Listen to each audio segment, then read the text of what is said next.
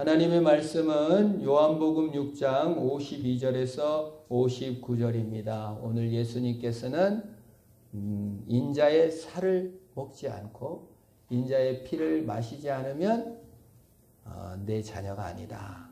하늘의 영생을 소유하지 못한다는 말씀의 본문입니다. 마지막 질문이죠. 유대인들의 마지막 질문입니다. 52절부터 제가 말씀을 읽습니다. 그러므로 유대인들이 서로 다투어 이르되 이 사람이 어찌 능히 자기 살을 우리에게 주어 먹게 하겠느냐. 예수께서 이르시되 내가 진실로 진실로 너에게 이르노니 인자의 살을 먹지 아니하고 인자의 피를 마시지 아니하면 너희 속에 생명이 없느니라. 내 살을 먹고 내 피를 마시는 자는 영생을 가졌고 마지막 날에 내가 그를 다시 살리리니 내 살은 참된 양식이요 내 피는 참된 음료로다. 내 살을 먹고 내 피를 마시는 자는 내 안에 거하고 나도 그 안에 거하나니 살아계신 아버지께서 나를 보내심에 내가 아버지로 말미암아 사는 것 같이 나를 먹는 그 사람도 나로 말미암아 살리라. 이것은 하늘에서 내려온 떡이니 조상들이 먹고도 죽은 것 그것과 같지 아니하여 이 떡을 먹는 자는 영원히 살리라. 이 말씀을 예수께서 가버나움 회당에서 가르치실 때에 하셨느니라. 아멘. 유대인들이 질문합니다. 어떻게 네 살을, 어떻게 네 피를 나한테 주어 먹게 하겠느냐. 유대인들은 피를 먹지 않습니다. 인육을 먹는 사람들이 아닙니다. 예수님이 내 살을 먹어라 내 피를 마셔라 했을 때 유대인들이 인육을 상징하는 것은 아니라는 것은 알았을 거예요. 유대인들은 피를 얼마나 안 먹으려고 그 피 빼는 기술을 고도로 발전시킵니다. 그래서 얼마나 그 피를 빼는 노력들을 많이 하죠. 그럼에도 불구하고 유대인들이 그것을 알았음에도 불구하고 예수님을 믿기 싫으니까 이런 질문을 하고 토론을 벌이는 겁니다. 어떻게 지살을 주고 지 피를 나한테 주겠다고 하는가. 여기에 대해서 예수님께서 진실로 진실로 너에게 이르노니 인자의 살을 먹고 인자의 피를 마시지 아니하면 너희 속에 생명이 없다. 반드시 먹어야 된다. 그리고 마지막 날에 그 피를 먹고 살을 먹는 자는 마지막 날에 내가 살린다고 얘기를 하는 것입니다. 인생에는 두 가지 인생이 있습니다. 하나는 스스로 피를 빨아먹는 자기 살을 먹는 자. 그리고 또 하나의 인생은 예수의 살과 피를 먹는 자라고 말할 수 있습니다. 쉽게 말하면 예수를 믿는 사람과 예수를 안 믿는 사람이 있다는 것이고 거듭난 자가 있고 거듭나지 아니한 자가 있다는 것입니다. 거듭나지 아니한 자 그리고 예수를 안 믿는 자는 스스로의 살을 먹고 스스로의 피를 마시는 자인 거예요. 아무 이득을 못 보는 거예요. 우리가 영화 같은 거 보면 드라큘라가 배고프다고 자기 이거를 먹고 쓰러지는 걸 본 기억이 있습니다.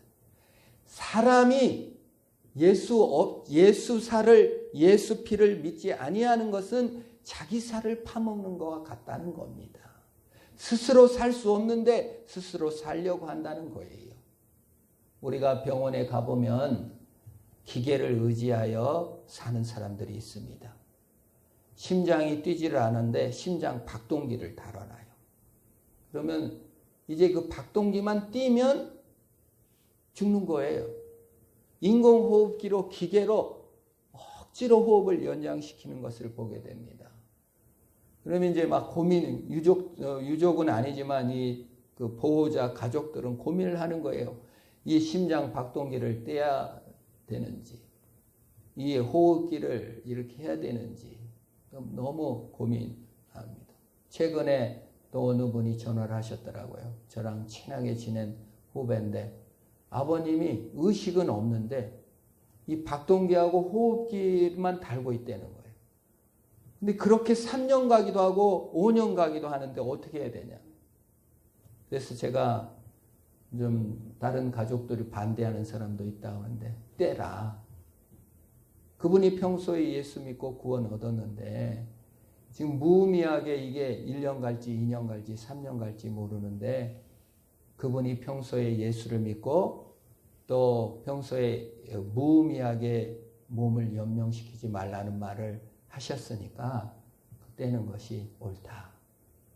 그때는 좀 섭섭했는지 몰랐지만 떼고 장례를 치른 것을 보았습니다. 사실 우리가 살아있다라는 말을 할 수 있는 것은 스스로 걷고 스스로 먹고 이렇게 활동을 해야 살아있다고 할 것입니다. 기계를 의지하여 호흡하고 의식이 없이 기계를 의지하여 심장이 뛰고 있는 사람에 대해서 기계를 의지하여 콩팥 기능을 유지하고 있는 사람은 살아있다고 말하지 않고 연명하고 있다고 말하는 겁니다. 오늘 스스로 살 수 있다고 생각하고 스스로의 살과 스스로의 피를 마시고 사는 나 혼자 살 수 있다고 생각하는 사람들은 사실은 살아있다고 말하지 못하고 연명한다고 밖에는 말할 수 없는 거예요. 기계를 의지하고 산다는 겁니다. 자기 스스로 살 수 있다고 생각하지만 사실은 영향을 받고 지배를 받고 있다는 것입니다. 현대인들은 광고, 미디어, 사회적 분위기, 홍수처럼 쏟아지는 텔레비전과 그 인터넷, 그리고 휴대폰의 유튜브, 그 다음에 게임, 이런 각종 영향을 받아 사실은 기계적인 삶을 살아요. 남들이 그 옷 입으니까 나도 입어야 되고, 남들이 그곳 살으니까 나도 그곳을 살아야 되고, 남들이 그 상품을 사니까 나도 사야 되고, 그래서 어느 학자가 그러더라고요. 지금은 과거 어느 때보다 기계적인 삶을 산다는 거예요. 과거 어느 때보다 주체적인 인간이 없다는 거예요. 전부 다 기계처럼 남의 영향을 받아 산다라는 얘기를 하는 것을 들었습니다. 마귀는 우리로 하여금 주체적으로 생각하게 하는 대신 광고를 합니다. 영향을 받게 합니다. 가족 컨텐츠와 스포츠를 제공해요. 지금도 스포츠가 주로 구경하는 스포츠예요. 하는 스포츠가 아니라. 우리 아들도 밤새 게임을 해서 보니까 하지는 않아. 보고 있어. 야구도 지가 하는 게 아니야. 남들이 하는 걸 보는 거예요. 그냥 쳐다보고 있어요. 우리 인생이 참 정말 점점 더 기계를 의지하고 있고 도구화가 되고 있지는 않은지, 사람들이 결정해 놓은 탑에 의해서 더 좋은 곳, 더 나은 곳, 더 멋진 옷, 더 안 좋은 옷을 이렇게 사탄의 전략이 먹히고 있지 않나. 스크루테이프의 편지라는 C.S. 루이스의 글의 첫 번째 편지가 31개의 편지로 쓰여진 책인데요. 마귀가 사탄이 자기 조카에게 편지를 보내. 첫 번째 전략이 생각 못하게 하는 전략을 하는 거예요. 계속 영향을 받게 해서 아무 생각 없이 살게 하는 거예요. 아무 생각 없이 짜증내고 왜 사는지 모르고 왜 교회 다닌지도 모르게 그냥 막 화내고 짜증내고 막 살고 열받고 그렇게 그냥 살다가 그렇게 죽게 하는 거예요. TV 보게 하고 뭐 그냥 아무 생각 없이 살게 하는 거예요. 재미를 따라 살게 하는 것이 사탄의 첫 번째 전략이다. 여기서 인자의 살을 먹고 인자의 피를 마셔라는 것은 예수 그리스도로 살아라. 네 피로 살지 말아라. 네 피로 살고 네 살로 산다는 것은 사실은 연명이요. 사실은 기계가 되는 것일 뿐이니 내 살과 내 피로 살으라는 말입니다. 그러면 첫 번째 내 살과 내 피를 먹고 마신다는 것은 첫 번째 죄 용서를 받으라는 뜻입니다. 석가모니가 태어나가지고 딱 애기인데 하늘 한번 가리키고 땅 한 번 가리키고 천상천하 유아독전 그랬대요. 무슨 뜻인지 알아요? 하늘에서 땅에도 나 혼자밖에 없다. 그게 인간의 본질입니다. 스스로 살을 먹는 자는 죄 사함조차도 스스로 해결하려고 그래요. 죄책감을 스스로 하려고 그래요. 예수님께서 오늘 내 살을 먹어라, 내 피를 마셔라. 내 피와 살을 먹지 않으면 생명이 없다는 것은 네 스스로 죄를 사하려 하거나 네 스스로 죄책감을 없애려 하지 말아라, 그 말입니다. 인간은 누구나 스스로 죄책감을 없애려 합니다. 그래서 술도 마시기도 하고요. 그래서 성공도 하기도 하고, 그래서 옷도 입기도 합니다. 변명도 하고, 두려워하기도 하고, 사기도 칩니다. 그러나 예수님께서는 죄사함을 받아라, 용서를 받으라고 했습니다. 이걸 거듭남이라고 합니다. 니고데모가 밤에 찾아왔을 때 거듭나지 아니하면 하나님 나라를 볼 수 없다. 니고데모는 자기가 뭘 해야 된다고 생각했기 때문에 어떻게 내가 거듭날 수 있습니까? 모태에 들어갔다 다시 나와야 됩니까? 그렇게 말했을 때 예수님 뭐죠? 물과 성령으로 하고는 아니고는 거듭날 수 없다고 했습니다. 하나님의 말씀, 예수님의 은혜 아니고는 거듭날 수가 없다는 것. 예수님께서 용서를 해 주셔야만이 용서를 경험하는 거예요. 인간 스스로로 용서할 수가 없는 겁니다. 돌아온 탕자에서 탕자가 부모 재산을 3분의 1을 떼다가 창녀들하고 먹고 마시고 다 죄를 짓고 하다가 아버지께 돌아옵니다.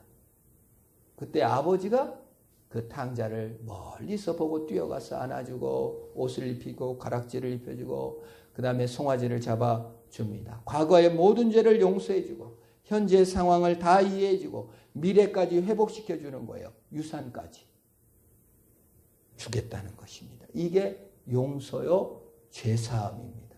과거의 내 모든 죄와 현재의 모든 처지와 미래까지도 주님께서 다 용서하시는, 내가 나 스스로를 해결하는 것이 아니라 하나님께서 나를 용서해서 회복하시는 은혜를 누리시기를 축원합니다. 이게 용서예요.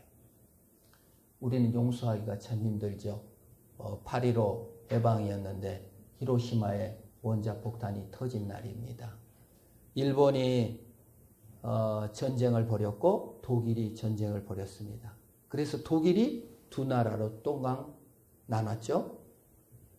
자, 전쟁을 벌인 일본을 반절로 똥강 나눠야 되는데 전쟁의 피해자인 한국을 반절로 똥강 나눴습니다. 이게 말이 됩니까? 안 됩니까? 너무 속상한 일이죠. 사실 전범인 일본을 반절로 나눠서 반절은 미국, 반절은 소련에서 다스려야 되는데 한국이 반절로 나눠졌단 말이에요. 히로시마에 원자폭탄이 터져서 우리 한국 사람들도 많은 원폭의 피해를 입었지만 그 피해 입은 후손들 아무도 보상을 받지 못하고 있어요. 유안보 할머니들도 많이 끌려갔는데 아직도 보상해 주지 않았고, 그 다음에 징용으로 끌려간 우리 할아버지들을 보상해 주지 않았고, 우리 한국의 법원 판결조차도 말을 안 듣습니다. 용서라는 것은 일본에서 반드시 공의로 대가가 없는 용서는 있을 수가 없는 겁니다. 대가 없이 용서할 수가 없는 거예요. 그래서 내 살과 내 피를 준다는 것은 하나님 앞에 범죄하고 비참하게 하나님을 배반한 우리들에게 하나님께서 대가를 치렀어요. 우리가 치러야 되는데 예수님께서 살로 피로 찢겨 대가를 치른 것입니다. 인간은 대가를 치르기보다는 죄를 정당화, 죄를 용서받기보다는 죄를 정당화하는 세상에서 살고 있습니다. 간음죄가 정당화됐어요. 이제 간음을 지으면 감옥은 안 가요. 그러나 이혼할 때 이 사람이 간음을 저질렀다, 부정을 저질렀다 하면은 이혼하는 조건은 돼요. 그러나 벌은 안 받아. 낙태도 죄가 아닌 것으로 유럽이나 미국은 관철했습니다. 누구나 아기를 떼어낼 권리가 생겼어요. 성전환도 주민등록증이죠. 우리나라는 아직은 그게 통과가 안 됐는데 외국은 통과가 돼요. 성전환자, 레즈비언, 게이, 동성 간의 결혼이 허용이 됩니다. 동성 간에 결혼했다가 한 배우자가 죽으면 이쪽에다 유산을 다 주고 이 사람도 죽으면 이쪽 부모까지 다, 보험까지 다. 그래서 이들이 극렬하게 싸워서 권리를 획득했습니다. 우리나라도 이제 그런 나라가 될런지도 모르죠. 피할 수 없는 분위기입니다. 인간은 죄사함을 받으러 주님 앞에 나오기보다는 죄를 정당화하여 자기 살을 파먹는, 그 사람들이 행복한 건 아니에요. 사실은 더 마음에 두려움이 있는, 자기 살을 파먹고 죄사함을 받으려 하지 않아요. 그냥 자기를 정당화하려 한다 그 말이에요. 그래서 인자의 살을 먹고 인자의 피를 마시지 아니한 자는 생명이 없다고 얘기하는 겁니다. 여러분 스스로 죄를 정당화하거나 스스로 죄를 해결하려 하지 않고 예수 그리스도 앞에 나오는 역사가 있기를 축원합니다. 피를 받아야 돼요. 내 아내가 셋째 다이를 낳을 때 하혈을 많이 해가지고 그 병원의 간호사들이 막 뛰어댕겨. 그러니까 막 변호사가 막 그 씻는 신 있잖아요. 딱딱 소리 나는 거 막 그거 가지고 막 하혈을 하니까 막 딱딱딱딱 뛰어다니까 보호자는 더 불안하더라고요. 그래서 이렇게 해서 사람이 애 낳다 죽는구나. 그래 죽을 건데 의술이 좋아가지고 피를 수혈을 했어요. 그래서 맷주머니 넣어가지고 간신히 살아났습니다. 저 뒤에 앉아 있어요. 내 피만 계속 있었으면 죽는 겁니다. 우리 이모님도 사실 그 애를 낳고 그 하혈 때문에 옛날에는 기술이 안 좋아가지고 돌아가셨어요. 많이 죽었습니다. 애 낳다가. 애 낳으러 들어갈 때 고무신을 뒤로 해놓고 내가 이거 다시 신을까 한다고 하고 들어간대잖아요. 그거 참 힘든 겁니다. 내 피로만은 못 사는 거예요. 생명의 원리입니다. 내 피는 빠져나가고 피골이 삼접하여 부터 도저히 살 수 없는 그때에 예수 피를 수혈 받으시기를 축원합니다. 내 살이 아니에요. 내 피가 아니에요. 예수 피가 내 안에 들어오는 거예요. 그걸 죄사함이라고 하고 그걸 거듭남이라고 하고 그걸 용서라고 하는 겁니다. 내가 나를 용서하는 게 아니에요. 주님이 용서했기 때문에 나를 용서하는 겁니다. 아이고 바보 같은 내가 과거에 왜 그런 어리석은 행동을 했지? 나는 죽어 마땅해. 괜찮아요. 주님께서 용서하셨다고요.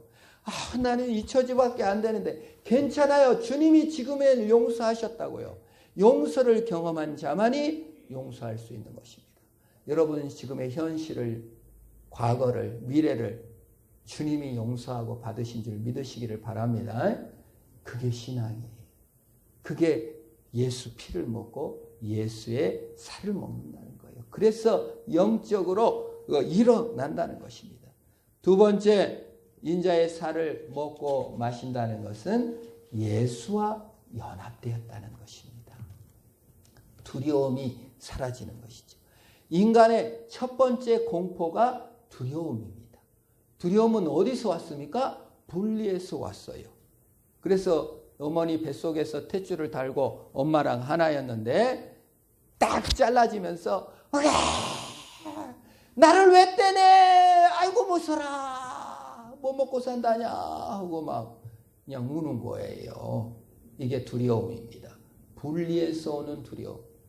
그러나 부모랑 떨어져 엄마랑 떨어졌기 때문에 그 트라우마 때문에 우리에게 두려움이 있는 것이 아니라 실제로 인간의 두려움은 왜 왔다고 하죠?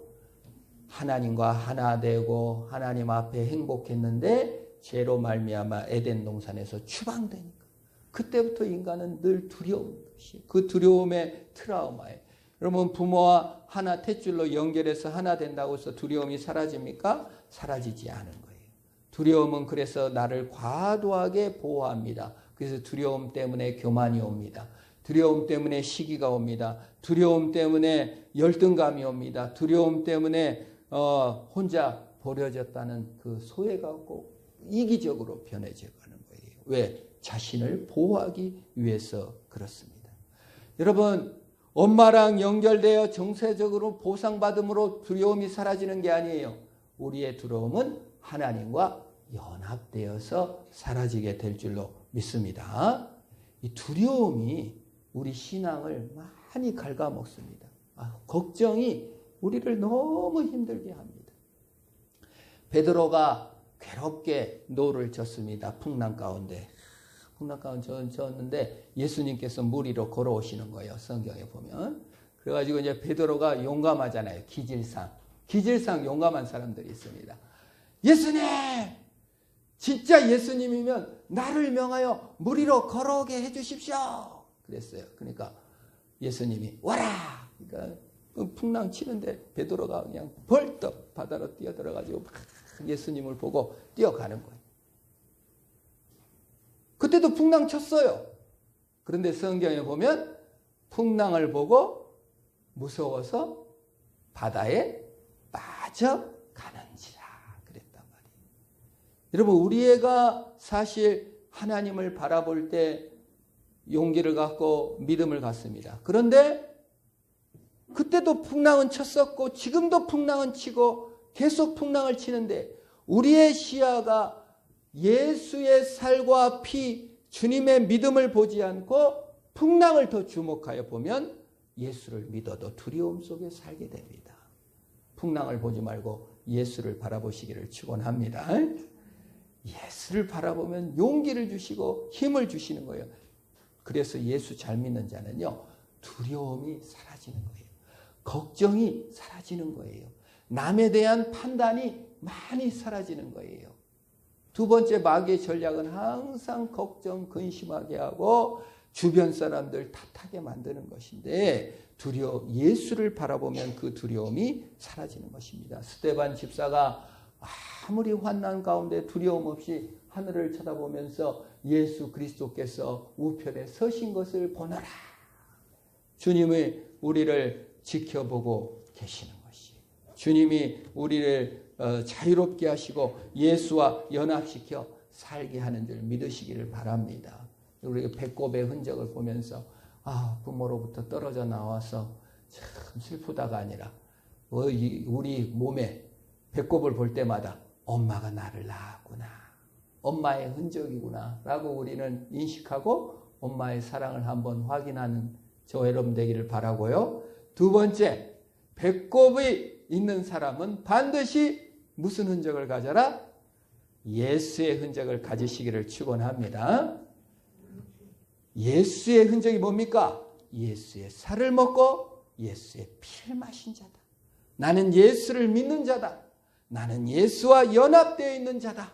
세상 과거가 나를 두렵게 하지 못하며 현재 상황이 나를 두렵게 하지 못하며 미래의 어떤 상황도 나를 두렵게 하지 못한다. 나는 예수의 흔적을 가졌다. 그런 믿음을 가지시기를 바랍니다.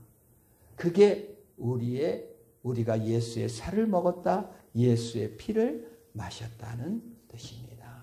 세 번째, 인자의 살과 피를 먹게 되고 생명을 얻게 되었다는 것은 자족하는 비결을 배웠다는 뜻입니다.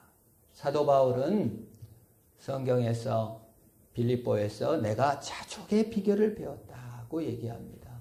약간 자족이 스스로 위로한다는 걸로 해석할 수 있는데 그런 뜻이 아니라 완전히 만족하게 되었다라는 뜻입니다. 생명이 있다, 구원이 있다에 만족하는 것이에요. 예수 안에 만족하는 은혜가 있기를 축원합니다. 비결을 배워야 돼요. 이번에 수해로 홍수로 막 피해가 많았는데 전북 순창에도 홍수가 났어요. 그 우리 어머니 고향이 뒤쪽으로는 섬진강이 흐르고 앞쪽에는 이렇게 그냥 내천이 흐르는데 이게 두 물이 만나는 곳에 마을이 있어요. 근데 이제 거기에 물이 차가지고 한 막 처마까지 찬 집이 있대요.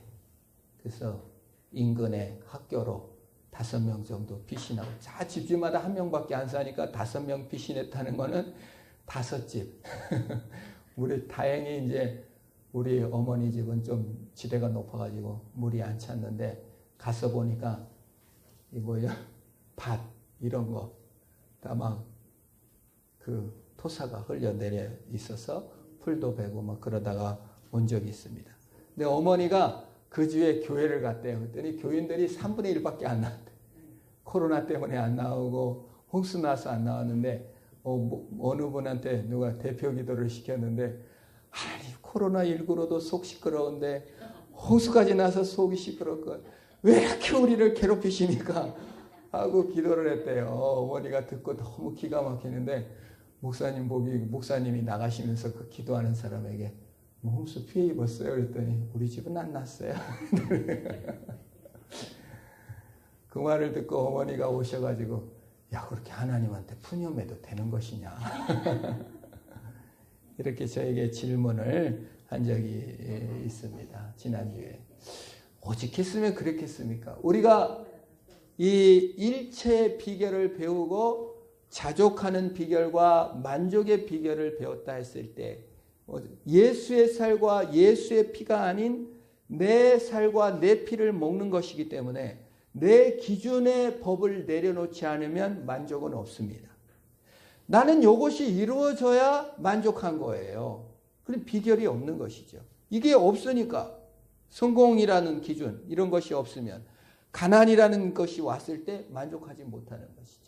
사도 바울의 나는 아주 가난하게 된 것도 나는 만족한다.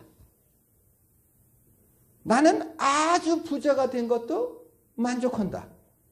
라고 고백하고 있는 거예요. 그런데 그 만족의 비결은 나한테서 나오는 것이 아니라 예수의 살과 예수의 피에서 나온다. 그래서 빌립보서 4장 13절 저도 학교 다닐 때 공부 잘하려고 그거 내게 능력 주신 자 안에서 모든 것을 할 수 있느니라. 할 수 있다. 이렇게 써붙여 놓기도 하고 안 되더라고. 그거 써붙여 놔도. 나는 잘 될 줄 알았죠. 여기서 내게 능력 주시는 자 안에서 모든 것을 할 수 있다는 것은 자족할 수 있는 비결을 하나님이 주신다는 것인 줄 믿으시기를 바랍니다. 가난하게 됐어도 괜찮아, 만족. 부자가 됐어도 괜찮아, 만족. 이런 능력을 하나님이 주신다는 거예요. 어떤 상황이 와야만 내가 만족한다는 것은 내 살을 먹고 있다는 겁니다. 그러나 하나님이 허락한 상황이라면 합력해서 선을 이룰 것이고, 예수의 살로 공급받고 있기 때문에 더 이상 나는 이제 불만족하지 않는다는 것입니다. 여러분, 신앙이 예수의 살을 먹고 있는 증거는 만족하는 것인 줄 믿으시기를 바랍니다. 여러분, 지금 상황이 아주 그냥 너무 불만족해. 예수 살을 안 먹고 내 살을 먹고 있는 거예요. 예수의 살은 그럼 어떻게 해야 되나?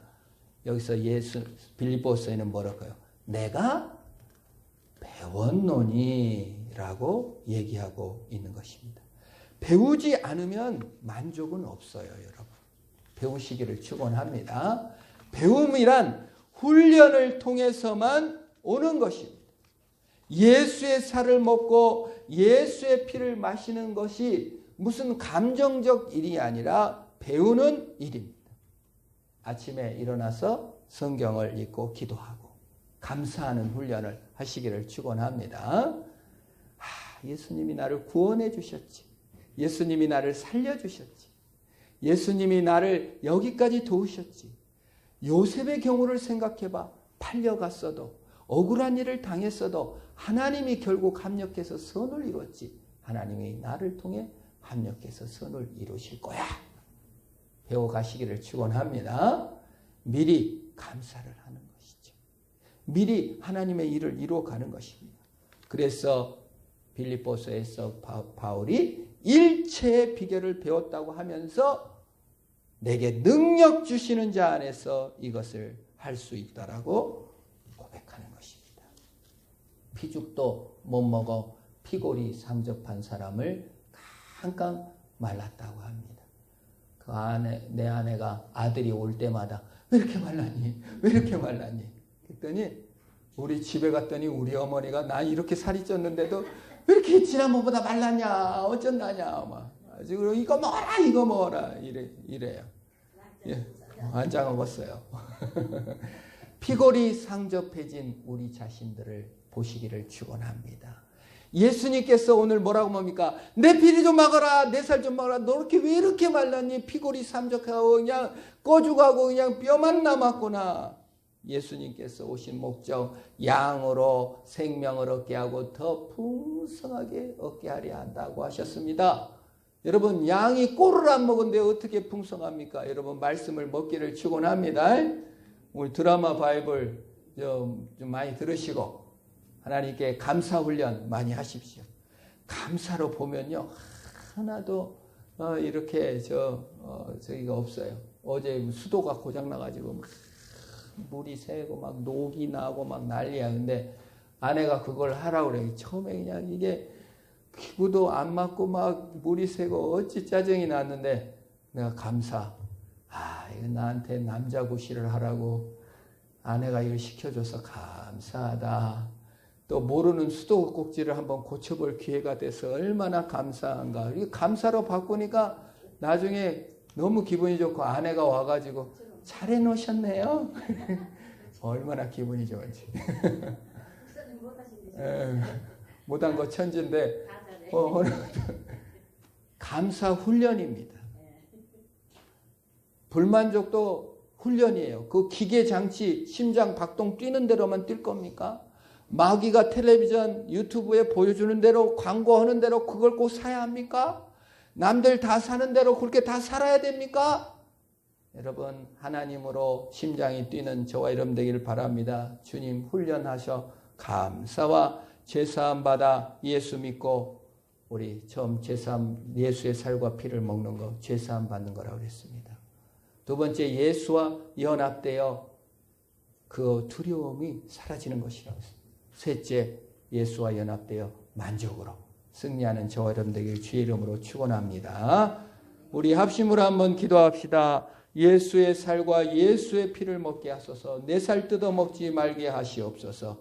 예수의 살인 죄사함 거듭남을 누리게 하옵소서. 예수의 살인 예수와 연합되어 두려움을 이기게 하소서. 예수와 연합되어 만족을 배워하는 훈련되어져가는 내가 되게 하옵소서. 우리 합심으로 한번 내 자신이 내 살을 먹은 걸 자복하며 하나님 이제 주님의 살로 먹겠습니다. 우리 합심으로 한번 기도합니다. 하나님 그렇습니다. 하나님 내 살로 살 수 없는데 내 살로 살 수 있다고 생각했습니다. 내 살로 살고 내 스스로 사는 줄 알았습니다. 사실은 마귀의 꾀임에 넘어가는 삶이었음을 고백합니다. 주님 용서하옵시고 이제 예수의 살과 예수의 피로 사는 자가 되게 하옵소서. 죄사함을 얻는 자가 되게 하시옵소서. 죄의 권세를 이기고 주님으로 만족하는 자가 되게 하여 주옵소서. 하나님 아버지 마귀를 이기고 예수와 연합된 자가 되게 하사 하나님 두려움을 이기고 날마다 자신감이 삶을 살아갈 수 있도록 도우시고 함께하여 주옵소서. 예수님의 이름으로 기도합니다. 하나님 아버지 감사합니다. 인자의 살을 인자의 피를 먹고 마시지 않으면 생명이 없다고 했는데 주님께서 내게 생명을 주시고 나에게 연합하여 두려움을 없애주시고 나에게 모든 불만족에서 만족으로 변화시키시는 예수의 능력으로 쓰게 하시니 감사합니다. 이 예수의 능력으로 살게 하시고 내 살을 파먹는 일이 없게 하시고 주님의 살을 먹는 날마다 훈련되지는 내가 되게 하옵소서. 예수님의 이름으로 기도합니다.